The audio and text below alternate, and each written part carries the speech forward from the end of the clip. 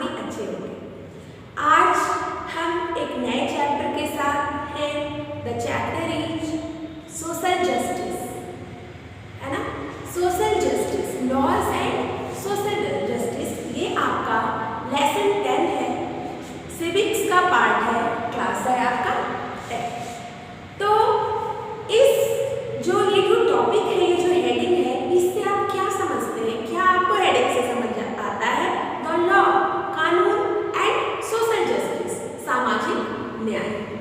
तो चलिए before starting this chapter एक इंसिडेंस की हम चर्चा करते हैं। वो इंसिडेंस है भोपाल गैस ट्रेजेडी की।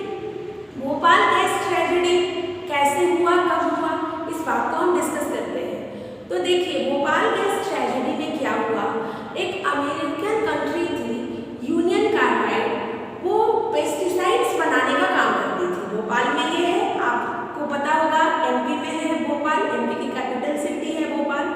वहाँ एक अमेरिकन कंपनी यूनियन कार्बाइड नाम से पेस्टिसाइड्स का निर्माण करती थी। पेस्टिसाइड्स मीन्स कीटनाशक का। अचानक क्या हुआ, रात के टाइम में गैस का लीकेज स्टार्ट हुआ। गैस का लीकेज स्टार्ट हुआ, जो कि बहुत ही हार्मफुल पेस्टिसाइड, आप जानते हैं, कीटनाशक। तो वहाँ एक सर्वाइवल उस समय व्यक्ति जो आज भी अलाइव है, वो बताता है कि ये 12 o'clock की बात है, रात की। उसका छोटा सा बेबी है, वो काफ़ी बैडली कफ कर रहा था, उसे खांसी आ रही थी। वो उठती है लेडी और देखती है, लाइट ऑन करती है, तो देखती है कमरे में कोई ऐसा लग रहा है जैसे क्लाउड भर रखा है। और इसी बीच इधर उधर से भी अफरा तफरी की आवाज़ आती है। काफ़ी लोग परेशान, भागा दौड़ी मची हुई है। क्यों? ये एक जहरीला गैस था जो कि जिसके लीकेज से पूरा वातावरण, पूरा एनवायरनमेंट पॉल्यूटेड हो चुका था। लोगों को ब्रीथ करना मुश्किल था, मुश्किल क्या, इम्पॉसिबल था। और ऐसा लग रहा था कि लोग फायर के बीच में खड़े हैं, ऐसा लोगों को रियलाइज हो रहा था। अब क्वेश्चन ये अराइज होता है कि ऐसा क्यों हुआ, यहाँ किसकी लापरवाही है, कौन जिम्मेवार है जिसकी वजह से ये हुआ। तो काफी समय के बाद पता चला कि ये कोई एक्सीडेंट नहीं था, लेकिन कंपनी जो थी वो सेफ्टी मेजर्स को फॉलो नहीं कर रही थी। जो सेफ्टी मेजर्स लेने चाहिए थे उसको इम्प्लीमेंट नहीं कर रही थी। क्यों नहीं कर रही थी? कॉस्ट कटिंग के लिए, ठीक है। तो कॉस्ट कटिंग के लिए ये कंपनी ऐसा कर रही थी, क्या ये सही है? पब्लिक के बेटरमेंट के लिए ये जो इतनी बड़ी त्रासदी हुई, इतना बड़ा नुकसान हुआ, who is responsible for this? कौन इसके लिए जिम्मेवार माना जाएगा, आप बताइए। तो यहाँ लैकिंग है लॉ इम्प्लीमेंटेशन की, सोशल जस्टिस की। लॉ पुअरली इम्प्लीमेंट करने के बाद इसके जो कंसिक्वेंसेज हैं वो पब्लिक को ही फेस करने पड़ते हैं। और आज भी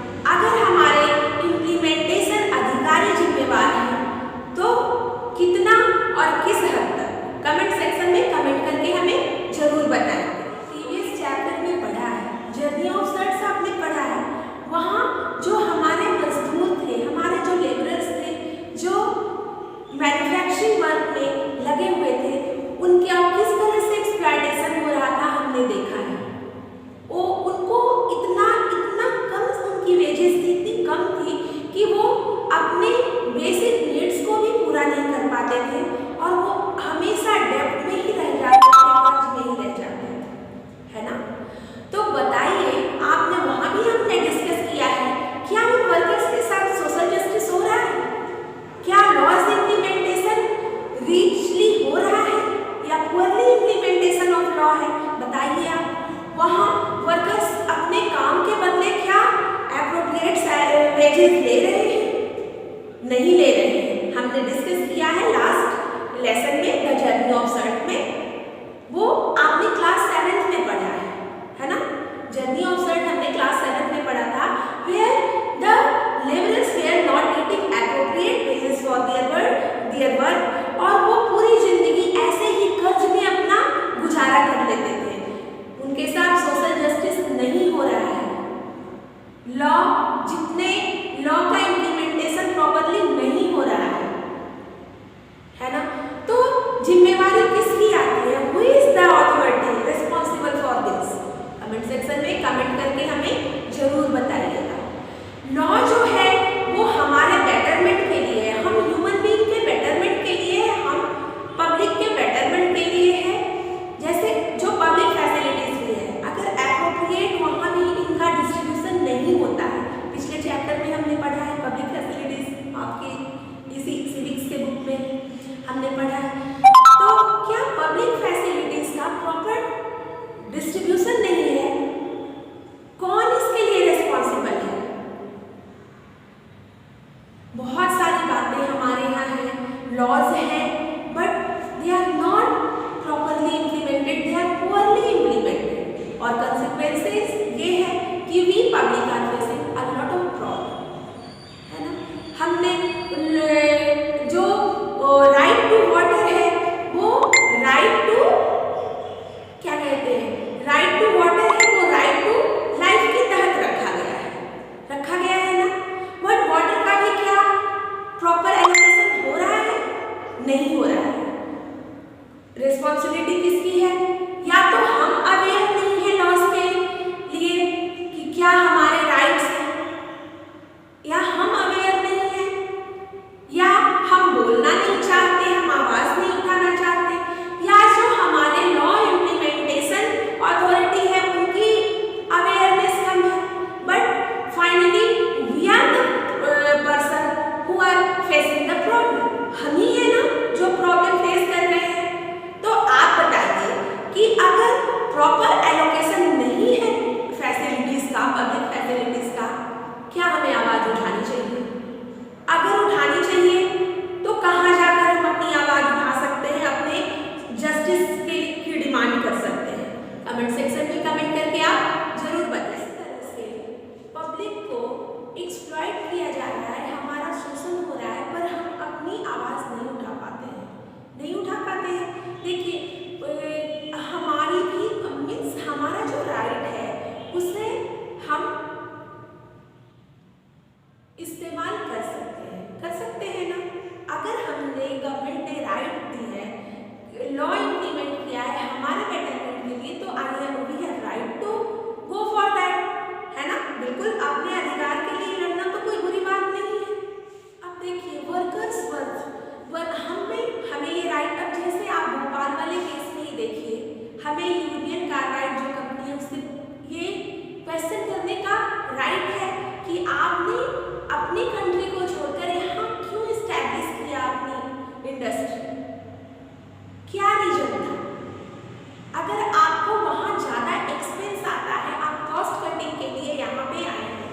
हमारे यहाँ क्या है, जो फॉरेन कंट्री है जैसे यूएस की ये कंपनी थी, वहाँ पे वर्किंग आवर है वो लेस है, कम है, और जो वेजेज है वो ज़्यादा है, ठीक है, वो ज़्यादा है, वो रिच कंट्री है। हमारे जैसे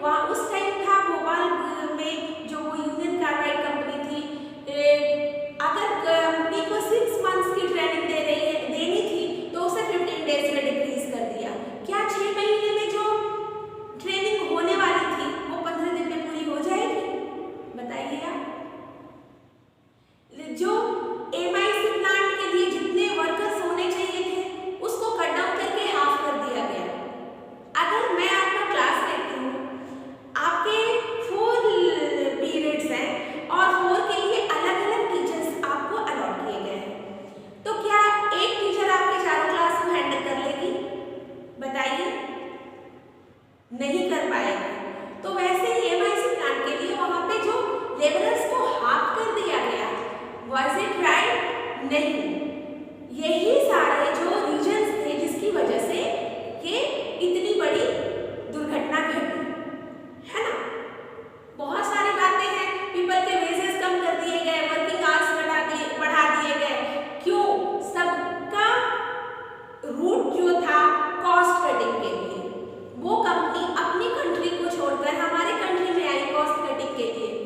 इंडस्ट्री हमारा राइट था, हम पूछ सकते थे कि आप अपनी कंट्री छोड़कर क्यों यहाँ किस बेस पे आए हैं, बट हमने वहाँ लॉ इन्फोर्समेंट नहीं किया, पुअरली इन्फोर्स किया। कोई उसको किसी ने उसको फॉलो नहीं किया, जिसके कंसिक्वेंसेस हम आज भुगत रहे हैं, है ना।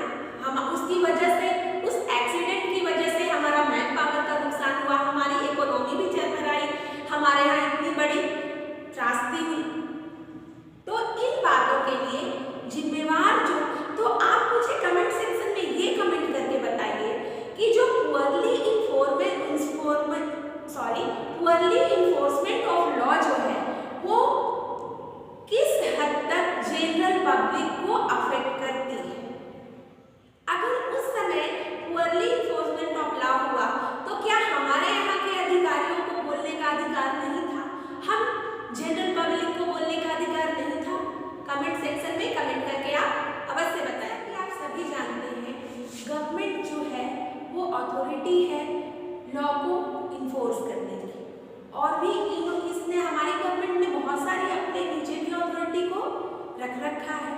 तो ये हमें गवर्नमेंट और जो ऑफिशियल्स हैं, अथॉरिटी हैं, उनको ये इंश्योर करना पड़ेगा कि हमने ये लॉ इम्प्लीमेंट किया गया है ये इफेक्टिव है, प्रभावकारी है। ऐसा नहीं कि बस पुअरली कर दिया इम्प्लीमेंट, वो प्रैक्टिस में नहीं है, ऐसा नहीं होना चाहिए।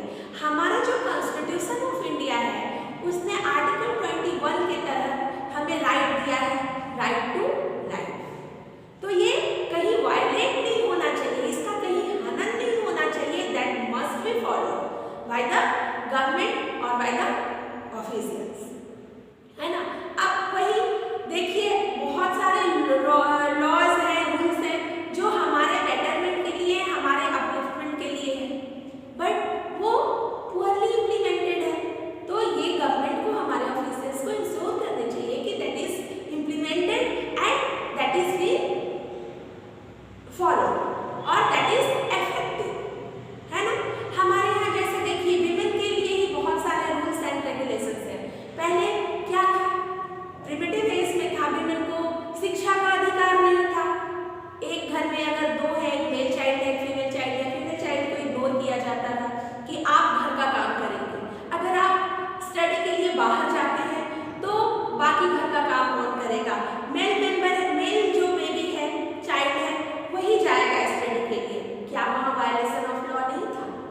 मीन्स क्या ये उचित था? तब हमने लॉ बनाया, हमारे कॉन्स्टिट्यूशन ने लॉ बनाया कि विमेन को भी समान अधिकार है। हमारे बहुत सारे सोशल रिफॉर्मर्स ने इस पे काम किया, स्वामी दयानंद सरस्वती, राजा राम मोहन राय, इन सबों ने बहुत सारी हमारे यहाँ दकियानूसी ख्यालात थे उनको इरेडिकेट किया, है ना। और बहुत सारे हमारे जो लॉ मेकिंग अथॉरिटी है उन्होंने लॉ बनाया हमारे विमेन के बेटरमेंट के लिए, अपलिफ्टमेंट के लिए। और आज आप देख रहे हैं अगर वो पुअरली इम्प्लीमेंट रहता तो हमारे विमेन यहाँ आज पहुँचती नहीं, है ना। तो अब आप अपना विचार बताइएगा, अपना नोशन बताइएगा हमारे कमेंट सेक्शन में कमेंट करके कि क्या विमेन के अपलिफ्टमेंट के लिए जो लॉज इन्फोर्स हुए हैं वो इफेक्टिव हैं। अगर नहीं है तो कैसे, और अगर है तो किस हद तक है? आप जरूर कमेंट सेक्शन में कमेंट करके हमें बताएं। देखेंगे new laws to protect environment. देखिए 1984 में बहुत कम लॉज थे इन्वायरमेंट के लिए, है ना। In 1984 there were very few laws, बहुत थोड़े से लॉज थे protecting the environment in India and there was hardly any enforcement of these laws. बहुत कम थे और थे भी, उनको इन्फोर्स नहीं किया जा रहा था, उनको लागू नहीं किया जा रहा था, वो पुअरली इन्फोर्स थे।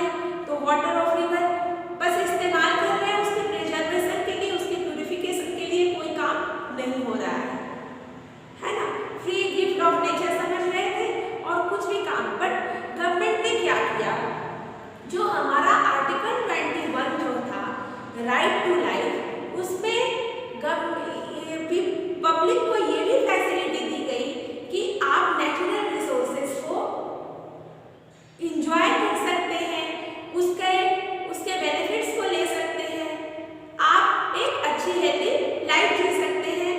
तो इसके लिए इन्वायरमेंट को नीट एंड क्लीन रखने के लिए भी नए लॉज इम्प्लीमेंट किए गए और ये काफ़ी हद तक हमारे लिए मीन्स हेल्पफुल रहा हमारे लिए के लिए। अब ये क्यों हुआ देखिए, वो जो भोपाल गैस डिजास्टर था उसमें वो पीपल भी जो कंपनी के अंदर काम कर रहा है उसके लिए तो लॉस होते ही हैं, भले ही वो वहाँ पुअरली फंक्शन कर रहा था जिस वजह से ये एक्सीडेंट हुआ, लेकिन वो व्यक्ति भी इसमें अफेक्ट हुए जो उस कंपनी में काम नहीं कर रहे थे, वो बाहर रहते थे, क्योंकि गैस जो इतना पॉइजनस था कि लोगों जो दूर दूर दराज के लोगों को भी बहुत ही बुरी तरह से अफेक्ट किया। तो लोगों ने डिमांड किया कि एक लॉ ऐसा भी होना चाहिए जिससे कि ये जो हमारा गॉड गिफ्टेड नेचुरल रिसोर्सेज है इनके भी हमारे इन्वायरमेंट को भी सेफ रखा जा सके, नीट एंड क्लीन रखा जा सके। तो उसके बाद गवर्नमेंट ने राइट टू लाइफ के अंदर इस बात को भी ऐड किया कि इन्वायरमेंट को भी प्रोटेक्ट करना इसी लॉ के तहत आता है और लोगों का राइट है इन्वायरमेंट को एंजॉय करने का। ठीक है, तो इस तरह से बहुत सारे पब्लिक फैसिलिटीज में भी आपने देखा था, हमने पहले वाले चैप्टर में भी पढ़ा था, वो उसमें राइट टू वाटर पे फोकस था कि वाटर की किस तरह से, वो भी उसके लिए भी नए कानून बनाए गए। तो इस तरह से लॉज बने, सोशल जस्टिस हुआ, सामाजिक न्याय हुआ और इसका प्रॉपर फंक्शनिंग पॉसिबल हो सका। तो इस तरह से आज ये जो आपका चैप्टर है ये कंक्लूड होता है। आपके लिए एक क्वेश्चन है, क्या ये जो पब्लिक फैसिलिटीज है या जो भी laws and implementation of laws है, सोशल जस्टिस है, क्या हमारे कंट्री में प्रॉपरली वर्क कर रहा है या नहीं? अगर कर रहा है तो who is the person responsible, means who is the authority responsible for this and what should we do? We people क्या कर सकते हैं, कहाँ जाकर अपनी प्रॉब्लम को रख सकते हैं जहाँ की हमें सॉल्यूशन मिले, समाधान मिले? कमेंट सेक्शन में कमेंट